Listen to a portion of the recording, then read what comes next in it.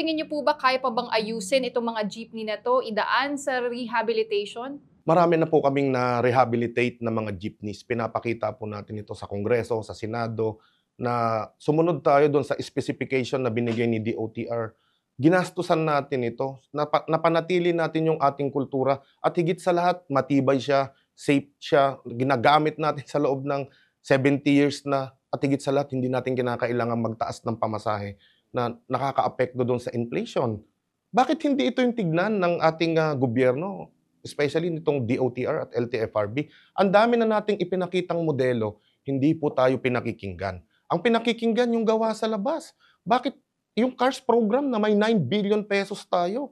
Bakit hindi dun sa mga lokal na manggagawa ng jeepney, yung laki ng pera na inilaan dito sa programa na to, magkakaroon na tayo ng sariling industriya na magkikreate pa ng mas maraming trabaho. Pero anong ginagawa natin? Umaangkat tayo. Ang tanong, kumikita ba sila diyan?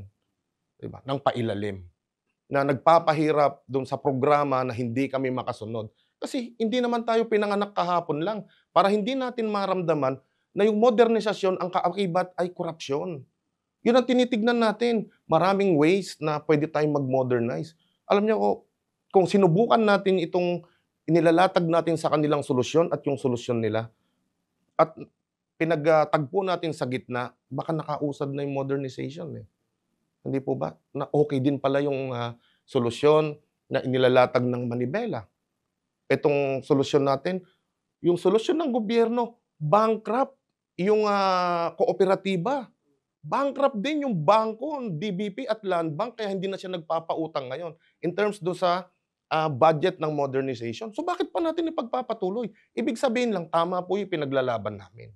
At ang bayan po ang nakikinabang dito. Kung pinabayaan po namin na magpatuloy yung programa, isipin mo po, tumataginting na 765 billion pesos ang kailangang gugulin ng gobyerno para ma-modernize lahat itong mga unit na 'to. Naisalba natin yung halos 800 billion pesos na malulugi lang yung gobyerno na galing sa buwis ng taong bayan.